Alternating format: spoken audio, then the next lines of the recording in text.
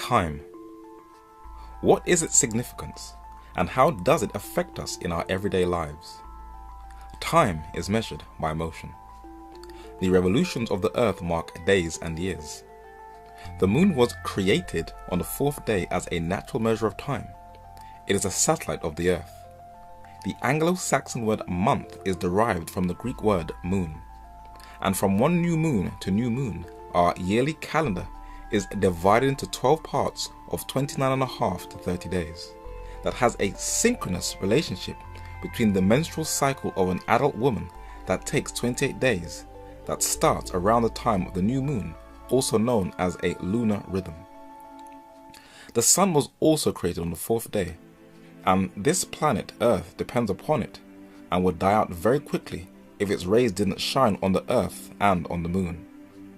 Monarch butterflies use the sun as a compass to navigate its migration from Canada to Mexico. The European honeybee uses sun compass orientation. Birds use sun orientation to navigate the skies. Lizards use it. The ants, the most intelligent creatures on the earth, use it. Fish use it, and plants depend upon it, where gardens can be cultivated to act as calendars to tell the time by the opening and closing of different blooms. Man has depended upon the sun from antiquity to tell the time by using a sundial. Today, the swing of a clock pendulum marks seconds.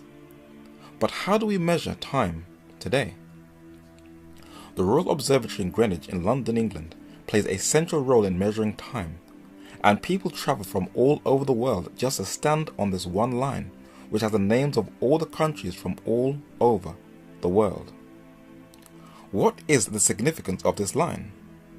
On a website called greenwichmeantime.com, Greenwich Mean Time (GMT) forms the reference point for accurate timekeeping in every location on planet Earth and even in space. Every culture in the ancient world had a calendar they used to measure time.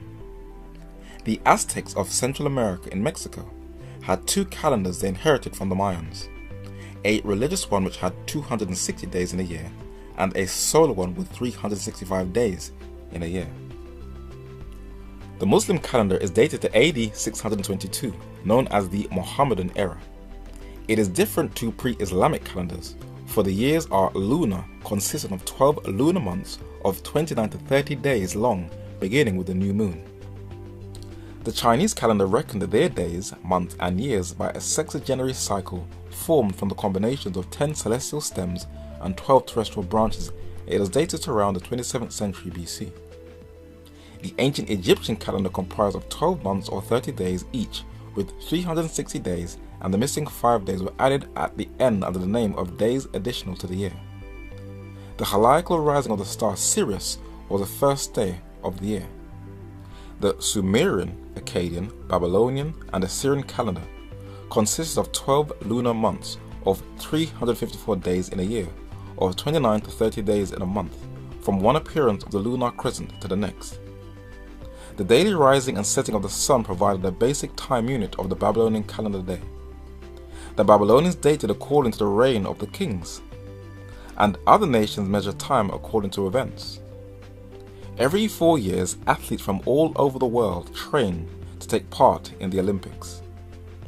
The Olympics started in 776 BC, and the Grecian era, or the Olympiads, was counted every 4 years from that starting point.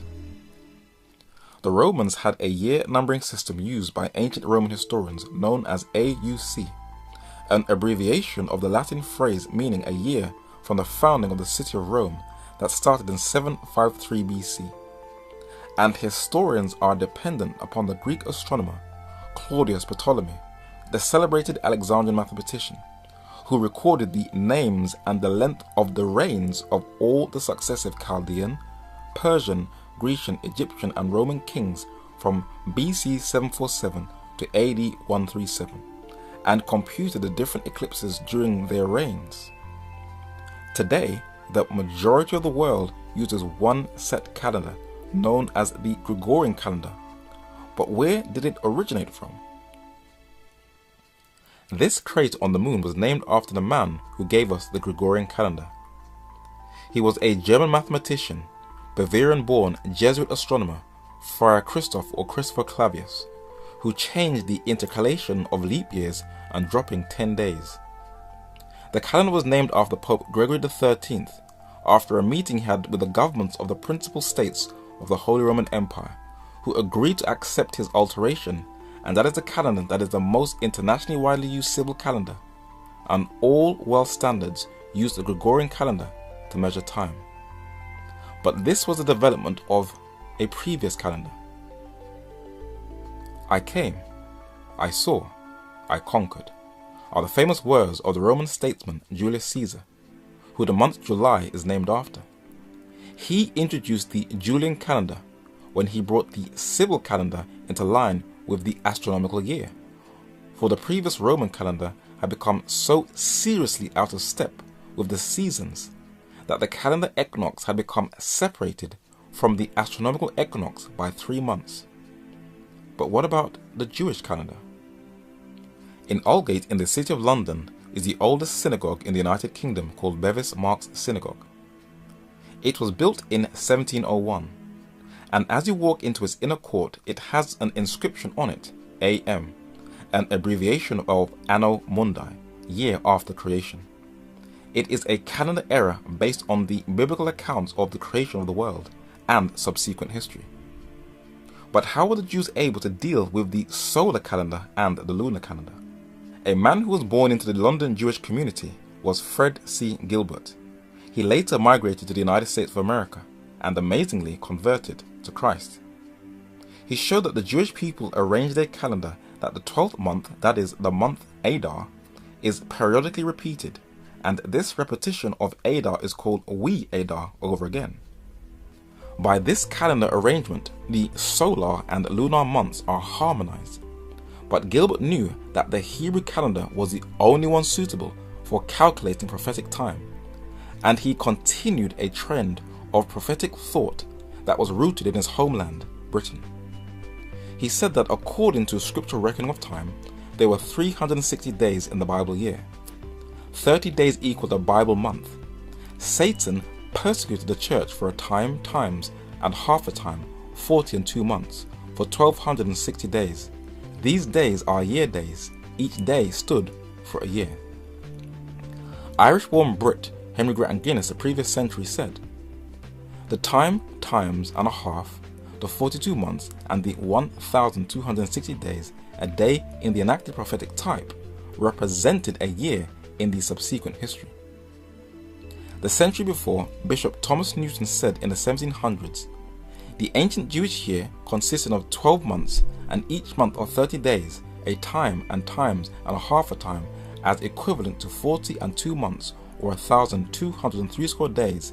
A day in the style of the prophets is a year." Philip Doddridge said, "A time, or 1 year, and times, or 2 years and half a time.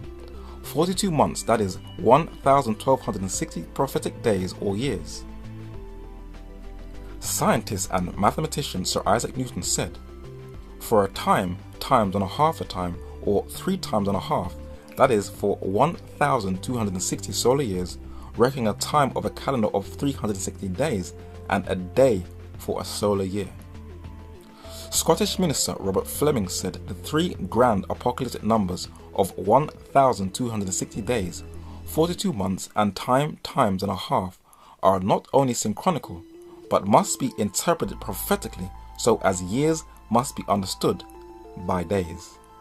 Welsh-born Englishman Matthew Henry said that 1263 days, this number of prophetic days taking a day for a year. And Thomas Goodwin, the chaplain to Oliver Cromwell in the 1600s, said, "The prophetical days, as in Daniel, a day is put for a year, and so 30 days for 30 years, and 1260 days for 1260 years." This school of prophetic interpretation is very alien to the majority of Christians of today. But as the prophetic clock is rapidly winding down, if life is spared, even at the doors we'll be doing a study on the book of Daniel in 2017.